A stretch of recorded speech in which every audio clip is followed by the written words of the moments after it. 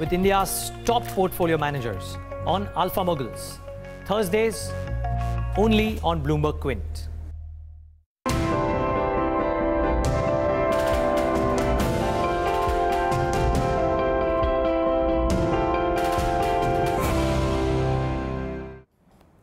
It's an election result day that will have far-reaching consequences for national politics. The BJP is set to form governments in Tripura and Nagaland with its allies, while the tussle for Meghalaya is still on because of a fractured mandate. The enormity of the BJP's win in these states needs to be put in perspective. Because in 2013, when the last elections took place, the party was not even a contender. In fact, in Tripura, the party lost deposits on all but one seats that they fought. The Northeast wins have also given the BJP an opportunity to challenge the narrative that it is a party with a stronghold in the Hindi heartland. So what does the saffron surge in the Northeast mean for national politics? The Congress and the left, which is now left with only Kerala. To speak on this, I'm joined today by Ranajit Mukherjee, spokesperson of the Congress party, Sheshadri Chari, member of the Bharatiya Janata Party and senior leader, Sanjay Kumar, co-director of Lok Niti and CSDS, senior journalist Gautam Lahiri, and Sanjay Pugalia, editorial director of Quintillion Media. Welcome to all of you and thank you for joining us this evening. My first question, of course, has to go to Sheshadri Chari. It's a fantastic day for the BJP, but what's the biggest message and takeaway, according to you, for the party in light of the next few very important elections coming up in the state as well as the next general election? You know, there is no alternative to hard work.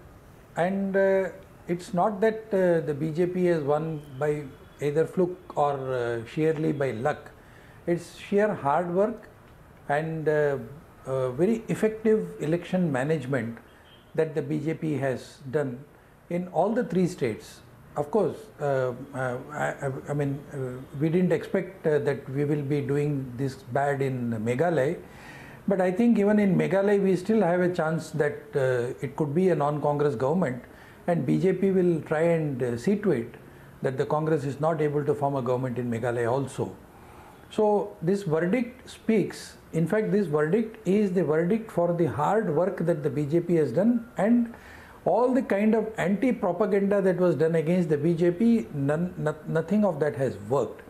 There was an attempt to paint BJP as a Hindi heartland party, as a Hindu party, as a anti-cow bashing party and so whatnot. I mean, everything was said about the BJP, but we spoke only about development. We said Northeast is an important area of this country, and the narrative about Northeast, that Northeast is different from the rest of India and all that, did not work. Northeast is part and parcel of India. Not only that, according to the Prime Minister, the Look East, Act East policy will work best if the Northeast integration, the economy of Northeast is integrated with the economy of the rest of the country. Okay. And Northeast is the gateway to Southeast Asia, and it is very important for us. These are all the factors that worked in favor of the BJP, the hard work, the different narrative that we gave, and an alternative and the best model of governance that we promised to the Northeast is what we have worked. And also the long work that we have done in these areas for a long time, we have been doing silent work among the people of these areas. Yes. So all this has paid off.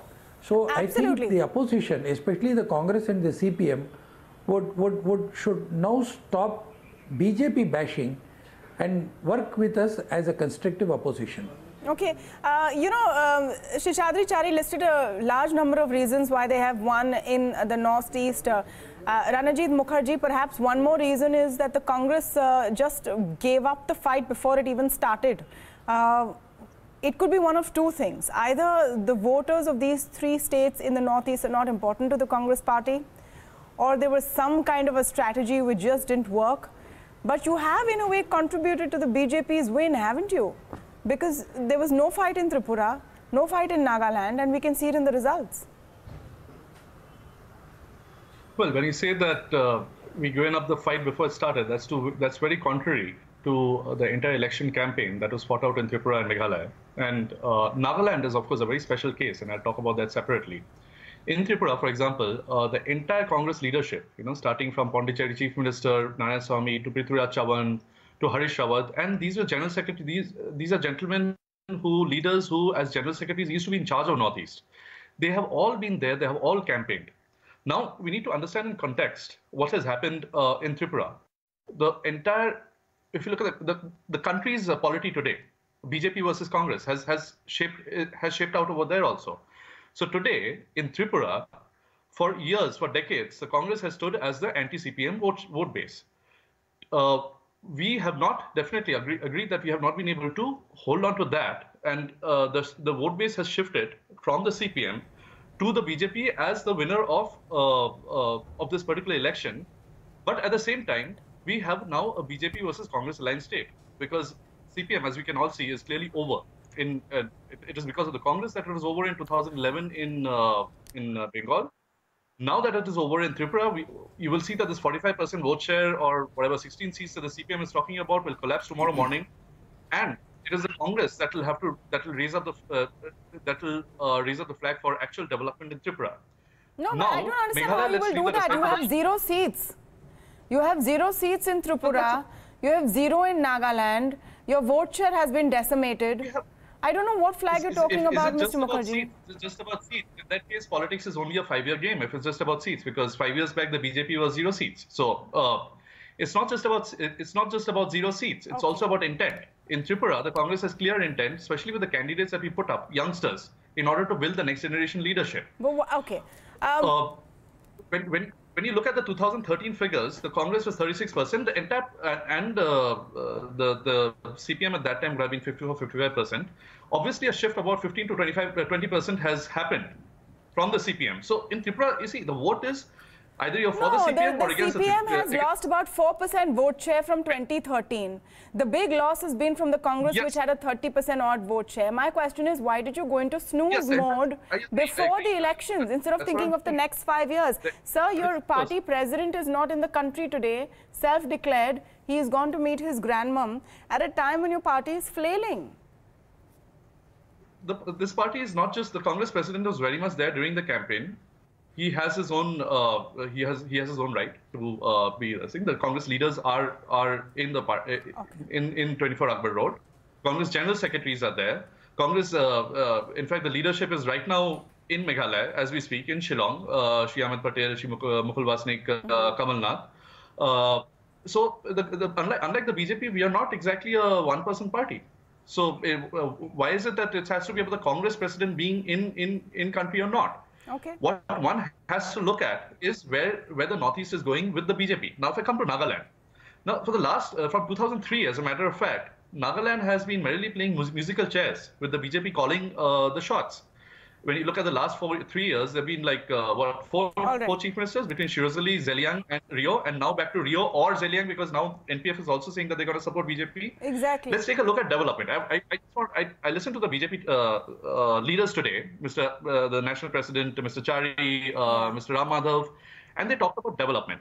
So let's take a look at the development of the Northeast under the NPF, which was backed by the BJP. Mr. Mukherjee, I will, the fact is today we are talking about election strategy and its results. Today we're talking about election strategy and results, and I'm glad you brought up Nagaland, and I want to come to Sanjay Kumar for this, because look at the strategy in Nagaland.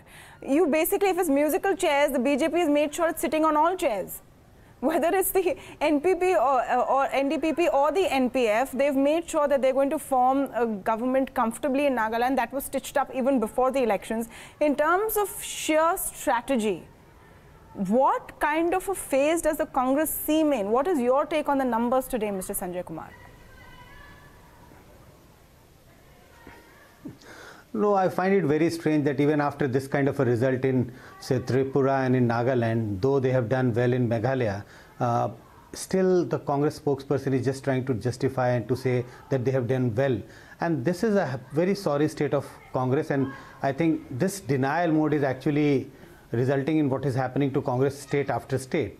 This is a clear, when he was talking about Tripura, a party which had about 30% votes for the last 25 years has got reduced to a party of 2% vote and 0 seats. Still you try and justify these results, these verdicts as better in favor of Congress compared to left. In Nagaland also, we know the results. Congress is 0. The vote percentages, I don't exactly know the vote percentages, but they are 0 in 2 states out of the 3. Congress ends up getting 0 seats, and in only in Meghalaya they are close to forming the government. I think the whole narrative is that the Northeast has moved in favor of BJP. They are forming a government in Tripura. They are all set to form a coalition government in Nagaland. Even in Meghalaya, though BJP says that they have done less or less compared to what they had expected, but I think even in Meghalaya they have won about 7 or 8 seats, which is good performance. Yeah. So it is all the Northeast moving in the direction of BJP. We have to accept it. Yeah, Mr. Gautam Lahiri, if we look at the bigger picture over here, and here I want to bring in what it means for the left as well, because Amit Shah said in his post-result press conference that it seems like left is not right for any part of the country. Is it a big push over there? Because they're already talking about what they hope will happen in Kerala and in West Bengal now. Yeah, that's true, because it's not that BJP started its election campaign or strategy just before the election. The moment NDA government came into power under the leadership of Prime Minister Modi, they changed India's foreign policy. The look is to an act east. That means that there is a more connectivity, which exactly beautifully coined by Prime Minister Modi in his speech. We don't want money, we want Hira. Hira is highway, roadways and air connectivity. Now that created a kind of an aspiration among the people, which exactly Manik Sarkar was trying to do when pleading with the central government. That's also true. But people thought where there is an inter-center, when there is a government, that their aspiration can be fulfilled by a party which is ruling at the center. There is a general trend in the northeastern politics that regional party, they normally tend to align with a party at the center. But as at the center, Congress is decimating. So those people are thinking that now it is a good time to ally with the BJP so that their aspiration can be fulfilled. Now, I am talking about 2019 Lok Sabha poll, when the BJP perhaps they knew that what they got in 2014, they might not get in the 2019. So they were trying to look at the places where they can fill up the gap of this deficit numbers which they got in 2014, and Northeast, if you include Sikkim, is a 25 Lok Sabha seats. So out of 25, BJP is definitely trying to get as much as more than 20. Now, coming back to other part of the country, which you have said rightly, in Tripura, it's definitely that the Bengalis, the Bhadra Bengalis, gentle Bengali, they have switched over to BJP. So now it might have an impact in Bengal too also, where Bhadra Bengali may look for an alternative of the present ruling government. Like once they have chosen Mamata Banerjee, now they may try for another party. Always new party is a new test for the people. So in Kerala also there is a fight, no doubt, but generally in Kerala it's a bipolar polity. One time Congress, next time CPM. So this time CPM is in power. So I am sure that in the next assembly poll, when it will be held in Kerala, I think there will be no CPM government in the country. This is sad part of it. It is true, but it is fact. Okay. So there will be no ref rule anywhere in the country. So there might be possibility of a bipolar fight, but still I think that ideology will remain. If you look at what Amit Shah and Narendra Modi ji is saying today, because in CPM, the way CPM reacted today, they will continue their fight against BJP. So there will be an ideological fight between left and right always. Well, the seat doesn't matter, but point is they may get here and there 1 or 2 seats. But as a major national player, left is almost becoming a non-entity. That is true. So they started, Sanjay, from Congress Mukt Bharat. They have reached left Mukt Northeast for sure. 1 state left for them. But in the bigger picture, what's the big message you are seeing out of this election result? तमन्ना, 2-3 बातें हैं इसमें. अब सबसे पहली बात तो ये है कि ये क्वांटिटेटिव तौर पे बहुत बड़ी जीत नहीं है बीजेपी के लिए, लेकिन क्वालिटेटिव तौर पर ज़्यादा बड़ी जीत इसलिए है कि जो आइडियोलॉजिकल दुश्मन है लेफ्ट, उसके दुर्ग में, उसके फोर्ट्रेस में उसको 25 साल के बाद हरा देना, तो बीजेपी के लिए, संघ के कैडर के लिए ये एक बहुत बड़ी विक्ट्री के रूप में इसको ये सेलिब्रेट कर रहे हैं और करेंगे। ऐसे देखा जाए तो छोटे राज्य हैं, लेकिन अब मजाक में जो लोग कहते हैं कि एक हाथ वाली कांग्रेस और एक फूल वाली कांग्रेस, तो अपने को पैन इंडियन पार्टी बताने का नॉर्थ ईस्ट की इस विक्ट्री के बाद बीजेपी को बहुत बड़ा मौका मिल गया है। अब बीजेपी का जो ट्रेंड लाइन पिछले दिनों लगातार बाई इलेक्शंस और गुजरात के कारण गिरता हुआ नजर आ रहा था, उसमें खास बात यह आई है कि एक थोड़ा सा वापस एक कहानी हाथ में आई है कि देखिए हम नए इलाकों में जहां हमारे पास नए कस्टमर्स हैं, नए वोटर्स हैं, वहां हम अच्छा कर रहे हैं। मोर इंपॉर्टेंटली अब जो बोला जा रहा है उसको आप बंगाल से जोड़ करके देखिए। बंगाल में बड़ी कोशिशें हुई हैं, लेकिन ममता बनर्जी के खिलाफ कोई बहुत बड़ा चैलेंज रख पाना अभी इनके लिए पॉसिबल नहीं हो रहा है। तो बंगाल, उड़ीसा और नॉर्थ ईस्ट, यहां फैलाव क्यों जरूरी था? नेशनल पर्सपेक्टिव सिंपल है, वो ये कि बाकी राज्यों में जहां पीक कर गए हैं वहां से तो सीटें कम होंगी, हम ला कहां से सकते हैं? उसके लिए नॉर्थ ईस्ट बहुत इंपॉर्टेंट था, बंगाल बहुत इंपॉर्टेंट है, केरला बहुत इंपॉर्टेंट है और उड़ीसा बहुत इंपॉर्टेंट है। बंगाल में जो हो सकता है वो ये है कि लेफ्ट को वो तीसरे नंबर पर डाल दे और खुद बीजेपी दूसरे नंबर पर आ जाए, लेकिन वहां पर ममता बनर्जी का चैलेंज बहुत बड़ा चैलेंज है। तो अपने कैडर को इंथ्यूज करने के लिए ये विक्ट्री बड़ी है। त्रिपुरा की विक्ट्री का सिंबॉलिक इंपॉर्टेंस जो है वो बहुत बड़ा है, लेकिन जैसा हम कहते हैं कि ये टेस्ट मैच नहीं है, 5 डे क्रिकेट है, एक दिन आपका अच्छा, एक दिन हमारा अच्छा। हिंदुस्तानी डेमोक्रेसी तो ऐसे ही चलती है। Let's take that point a little forward about the national picture, and we'll just pull up those graphics which show you the number of Lok Sabha seats coming out of these northeastern states. All the seats together are about 24 seats. Mizoram is the only state where the BJP is not in power right now, which has 1 seat. So 23 seats, Lok Sabha seats, are in areas where currently the BJP is in government. Of course, we're not saying that necessarily all of these seats will go to the BJP in a Lok Sabha election, but they have presence in at least 23 of these seats. And I'm going to come to Sanjay Kumar on that point, because towards the end of the year, Sanjay Kumar, there are tough tests like Rajasthan and Madhya Pradesh. Will this possibly, and from a 2019 picture, these 23 seats possibly offset any losses they may see in an MP or a Rajasthan? No, clearly 2 points goes in favor of BJP. One, these are the new areas, and you rightly pointed out that out of these 24 seats, they have a sizable presence in 23.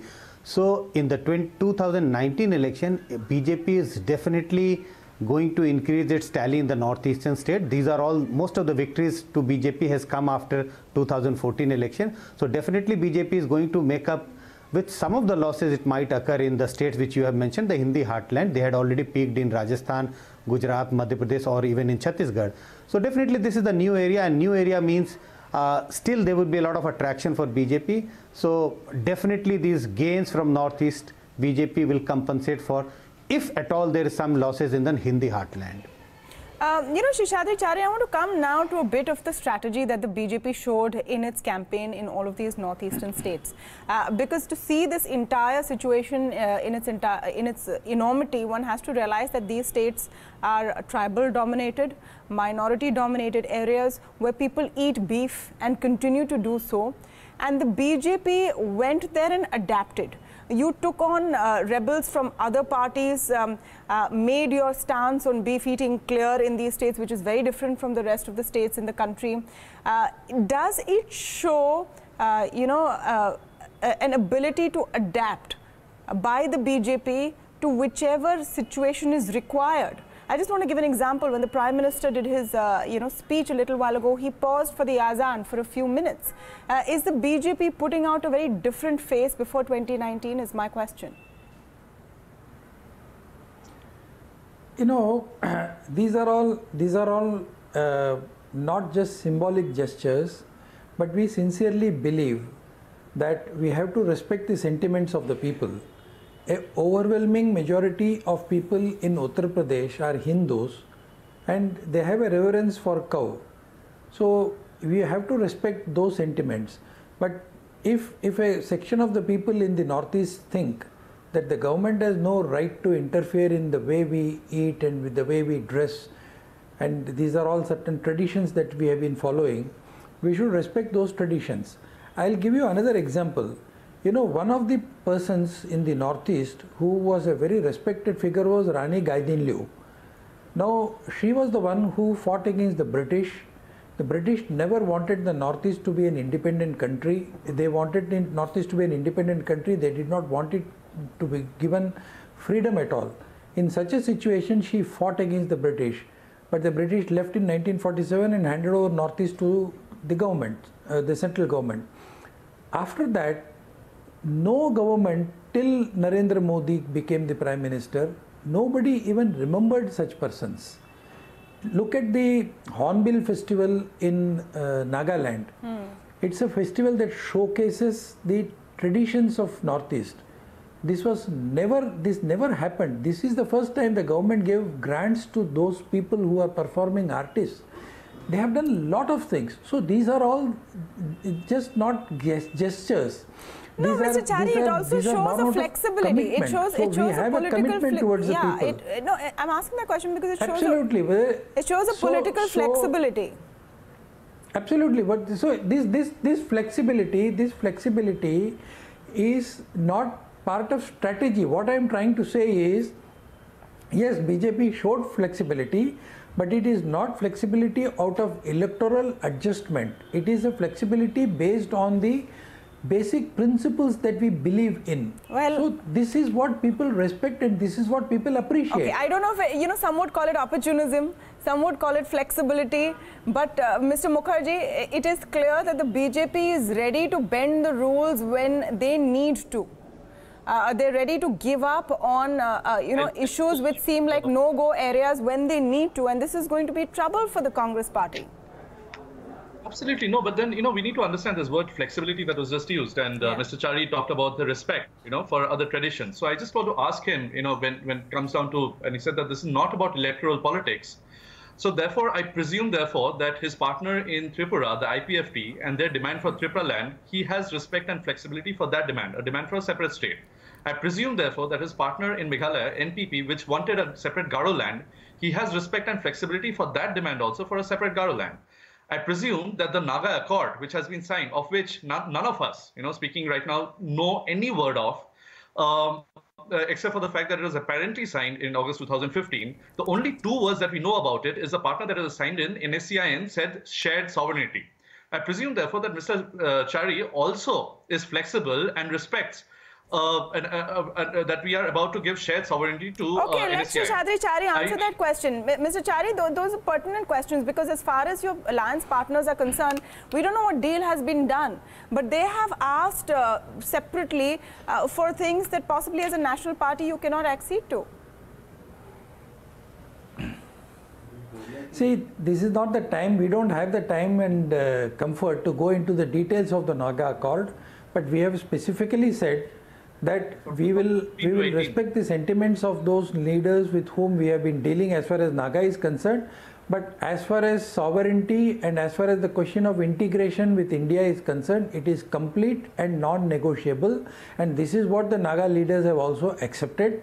But since these talks are ongoing and we will not have any compromise as far as integration with India is concerned. So there is no question of separation, there is no question of separate country, nothing of this sort, no separation, no question of any sovereignty. Okay. But within the ambit of the Constitution of India, whatever is acceptable to both the parties will be worked out amicably. So we are open to all these discussions, but within the framework of the present Constitution of India, period. Therefore, we can discuss this, the Congress can say anything, but they should also know how to accept defeat and they should work towards a bright future for them in case they are really seriously interested in remaining as a serious political party Chari, in this country. Since the Congress did not have government in Tripura and Nagaland, I don't see the question of defeat here. Yes, Meghalaya, we are awaiting the outcome of Meghalaya, and if Congress does lose in Meghalaya, then we accept defeat over there.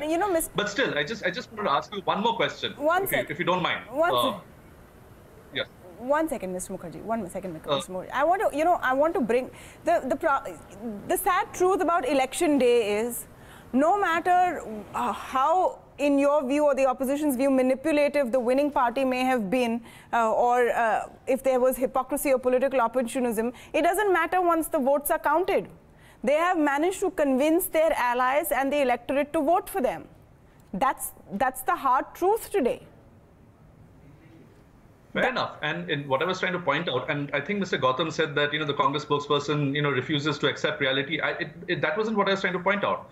What I was trying to point out is that in the Northeast, and it's showing an increasing trend for a very clear bipolar polity for India today, the BJP versus Congress, where you see what were previously national parties like the CPM no longer relevant. And going forward into 2019, there will be two clear sets of values on both sides of the, of the divide.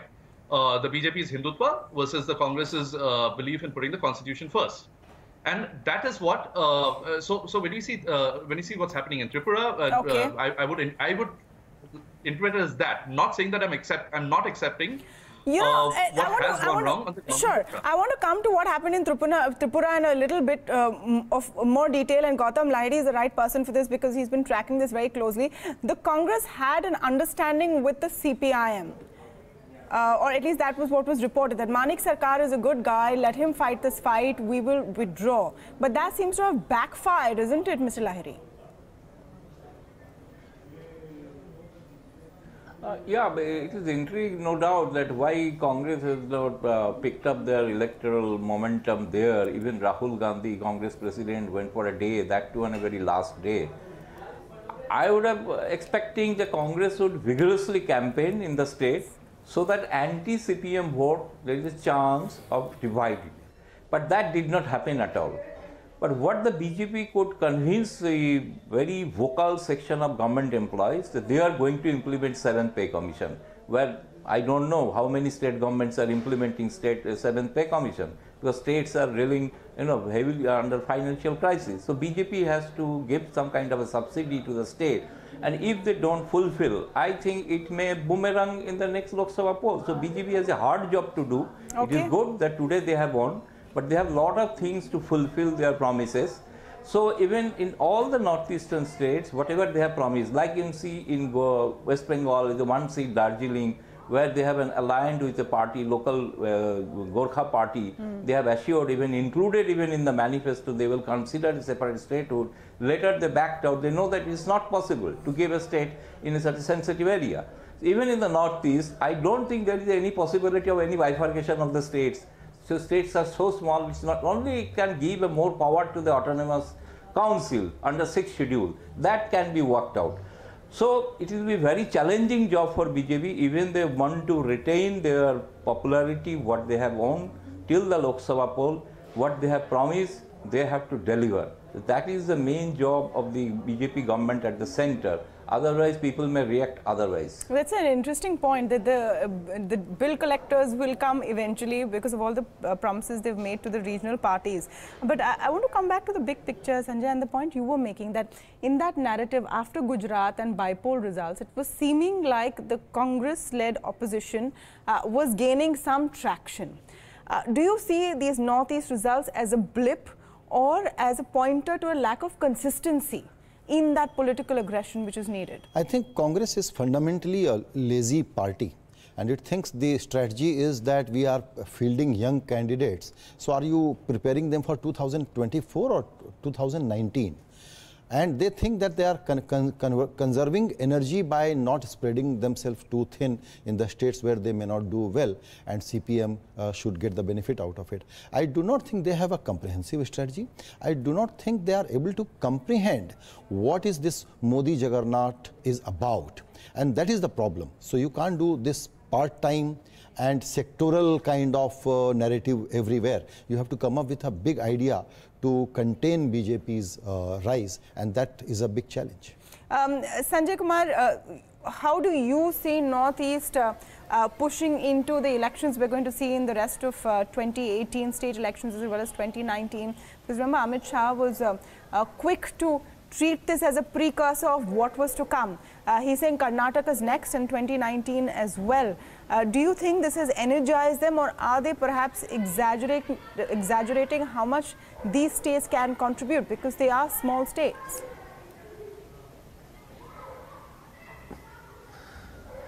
No, see, all the states has its own dynamic. So I won't say that the results of the Northeast would definitely have an impact on the how the states, how the electoral verdict takes place in the states of, say, Madhya Pradesh, Chhattisgarh or Rajasthan. So every state has different. If you cross the boundary of one state to another, the issues changes, etc. But that is not to say that these victories in the northeastern states is not going to add to the moral. It will definitely add to the moral boost of BJP and kind of a demoralizing effect to the Congress. The Congress may not be willing to accept that, but this victory of the BJP, especially in the Tripura and in Nagaland, I think this is going to give a huge moral boost for the party when they go for election, because as Sanjay Pugalia was mentioning, that some of these defeat in the by-election was giving some kind of a moral, like downward trend among the BJP that, oh, you're losing all the by-election. So this victory in Northeast is definitely going to help the BJP's rank and file. They would be more energized when they go for polls in Karnataka in a couple of months and by end of this year in the 3 states of the Hindi heartland.